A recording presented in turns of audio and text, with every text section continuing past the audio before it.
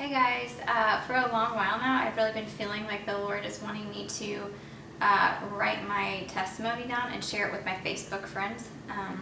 So most of you probably, I just wrote it out and I'm just going to read it. Most of you probably already know that I'm a very private person, so sharing my story has been terrifying at times. However, recently I've become more at ease with the thought of it. I actually want to share it so that it can help somebody else, and it's about time for God to get the glory for my story. For most of my early life, I tried to take care of myself. Hide the ugly, hide the scary parts, don't let anyone in who might reject you. But I've finally come to a place where I have humbled myself before the Lord and fully recognized that not to share it would be a waste. How could I not, after all He's done for me, after the massive redemption? After all the times that I failed Him, but He never let me go or give up on me, He is so good. I'll start off at the beginning. Growing up in my home was chaotic. My parents were not in love and the tension was felt. I love both of my parents dearly, and I know that they both did the very best that they knew how. My mom was very nurturing, loving, hardworking, and protective. My father was loving and always worked hard to provide for us. However, although I know it was not at all intentional, I never felt like I was adored by my father.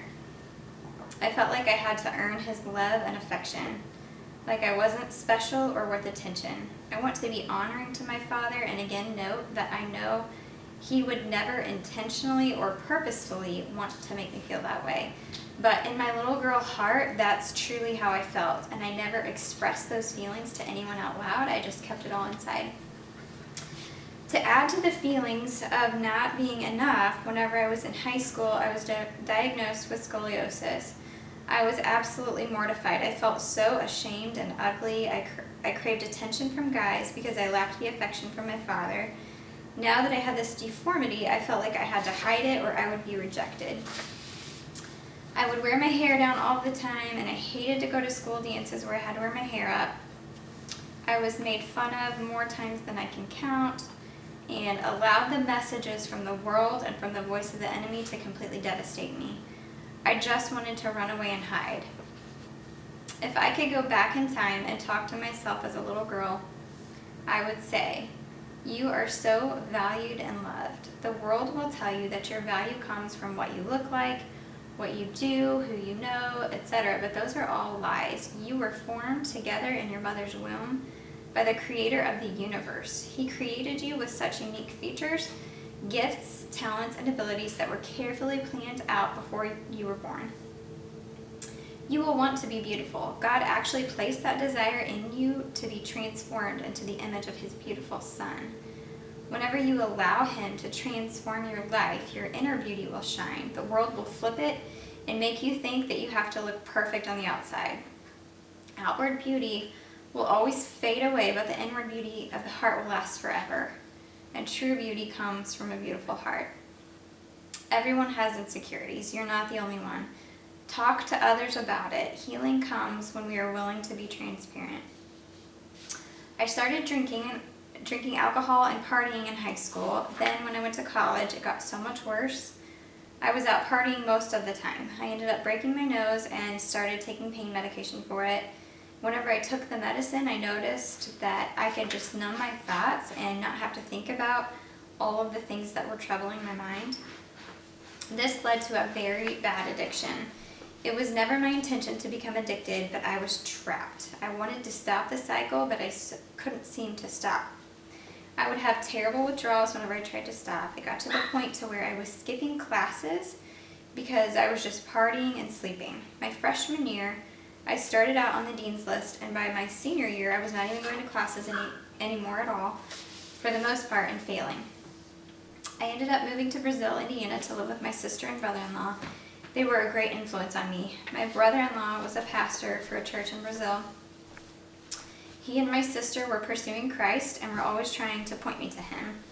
I grew up in church. Every Wednesday and every Sunday, we faithfully went. I said the sinner's prayer when I was in 3rd grade and was baptized, but didn't really understand what it meant to be saved.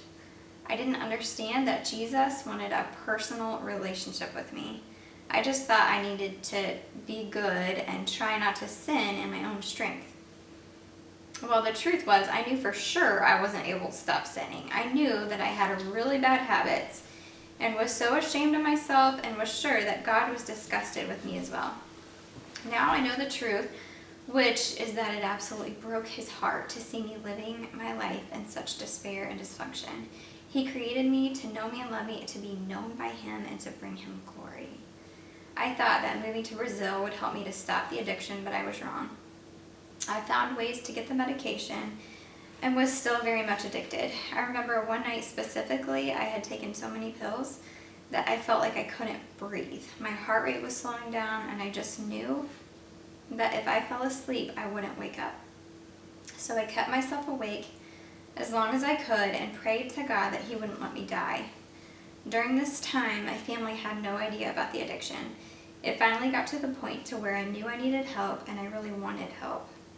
I was so ashamed and too embarrassed to even speak the words, so I wrote a letter to them and had them read it. Also during this time, I had started dating Daryl. I was so scared to tell him about it too. I was afraid that he would leave whenever I told him, but he was so gracious. He told me that when he said he loved me, he meant it, and that as long as I really wanted to get help, he would stay by my side and help me through it. I was relieved to finally have the truth out about this terrible secret I had been keeping. I started looking up rehabilitation centers and found one in Florida that I decided to go to. I was there for around 30 days. I never really worked on the heart issues while I was there. Just behavior modification, basically. I was told that once an addict, always an addict. I would have to go to meetings for the rest of my life to keep myself accountable. Whenever I got back home, I did okay for a while, but it didn't last long. And the same issues that caused me to want to numb my thoughts were still there and hadn't been dealt with, so I kept going back to the coping mechanism that was most familiar. And Daryl and I ended up getting married, and I was still struggling with the addiction from time to time. So I confessed to him and my family yet again that I was not completely free from it and needed help. I knew in my heart that if I was ever really going to be free, it was going to be because God had intervened and helped me. So I started searching for treatment centers that were strictly faith-based.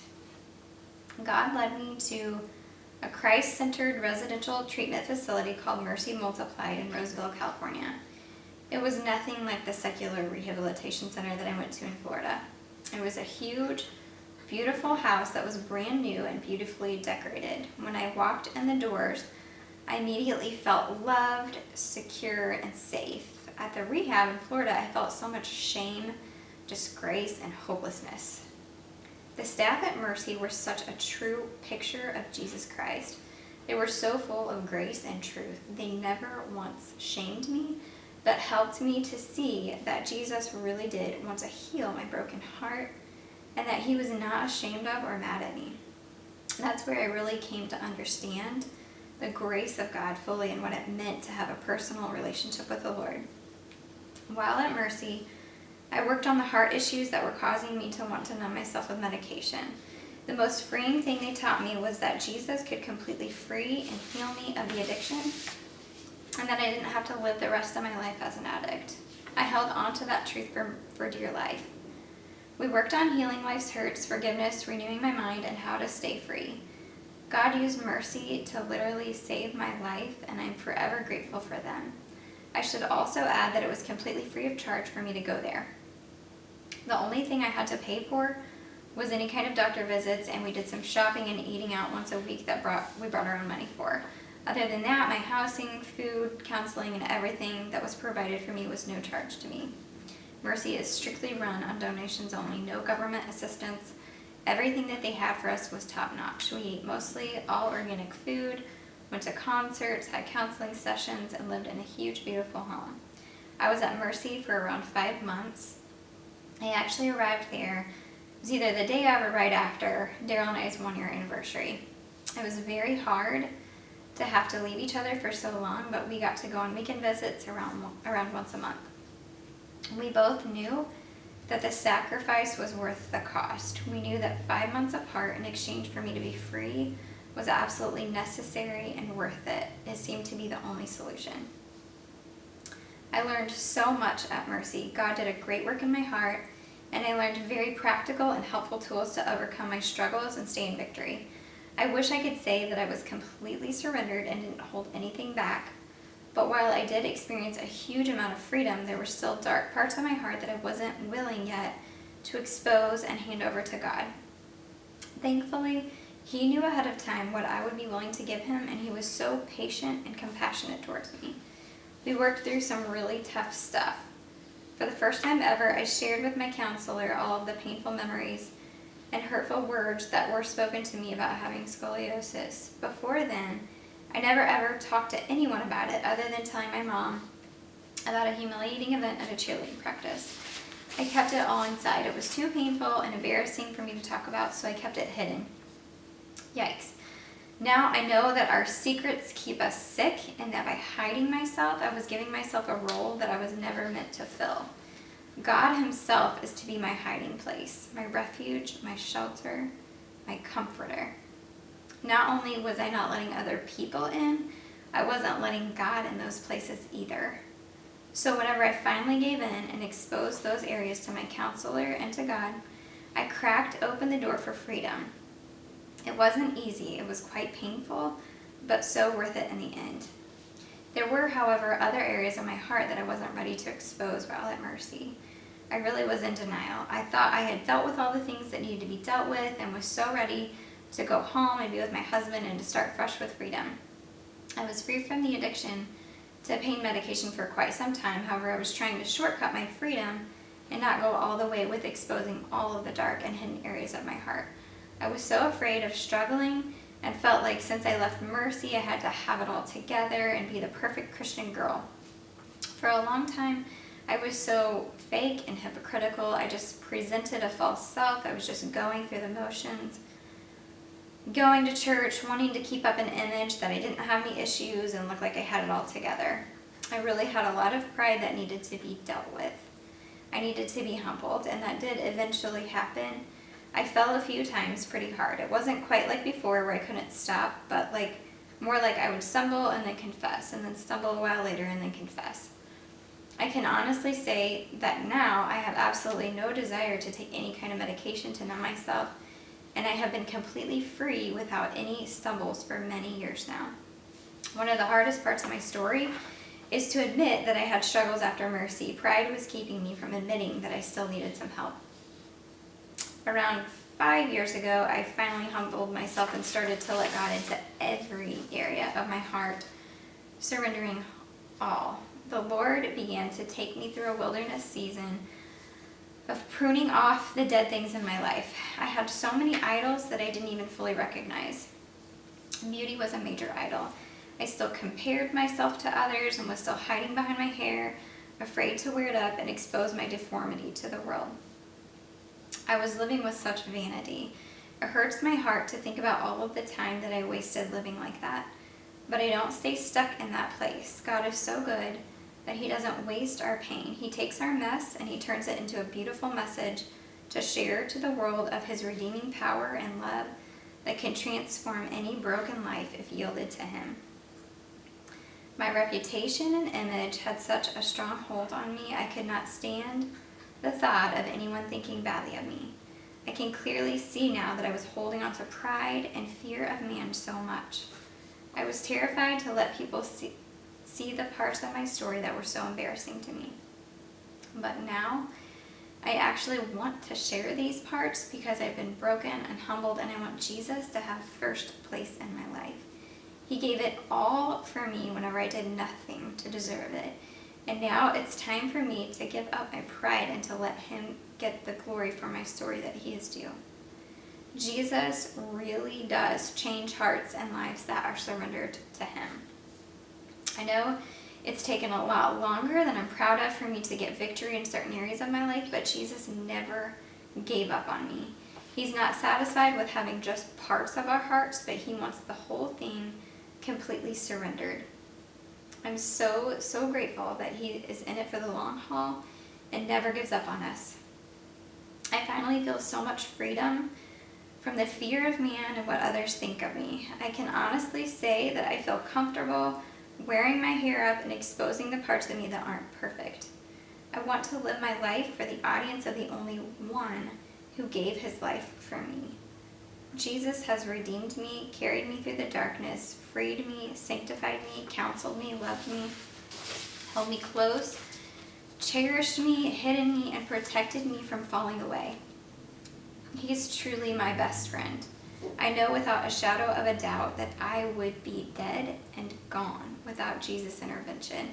It absolutely amazes me that now, whenever I have troubles surrounding me or my circumstances are too much to handle, I run to Jesus. I used to run and hide and numb myself in various ways. It feels so good to be free from needing something of substance to cope with life. I even used to use watching television to escape from my troubles and to distract my mind from worries and cares. I'm in no way claiming that I have arrived and reached perfection. I still have hard days when old thoughts and lies come to my mind, but I can now choose to replace those lies with the truth found in God's Word. I've learned that the way to freedom is through brokenness and complete surrender to Jesus. I am a living testimony to the fact that He is real. I promise you, He changed my life and He wants to have a relationship with you. He's so tender, compassionate, full of loving kindness, mercy, and grace. He will never stop chasing you, loving you, holding you close. I have failed Him so many times, and He lovingly stayed with me, waiting for my return. Right now, I urge you to give your heart to Him. You don't have to clean yourself up first. You just have to admit to Him that you know you're a broken sinner. You've lived your life in the driver's seat. You've wanted control of your life. You've sinned and are in need of forgiveness. Right now, He's extending His love and His forgiveness to you. It doesn't matter how many times you've failed or what you've done. He died in your place so that you could have a relationship with God and be forgiven and set free. But there will be a day whenever it will be too late to accept this free gift. Don't put it off. Don't wait until tomorrow. Tomorrow may never come. We're not promised tomorrow. You don't have to have all of your questions answered first. You just simply come as you are and surrender. I can't promise that when you do, you won't have trials and tribulations, but I can promise that you will have a vibrant new strength rising up in you to help you in your time of trouble. It's not about following all the rules and regulations and doing everything right in your own strength. It's about surrendering your heart, having a right relationship with Jesus, and allowing Him to change you. I've left out many details of my story, but I just wanted anyone who is struggling to know that there were so many hard things that I had to work through, and I would love to share more of those details with anyone that's struggling and needs help. I would love to talk with you, pray with you, and help you in any way that I can. Thank you for taking time to listen to my story. I hope it encourages you to know that you are not alone and there's always hope in Jesus.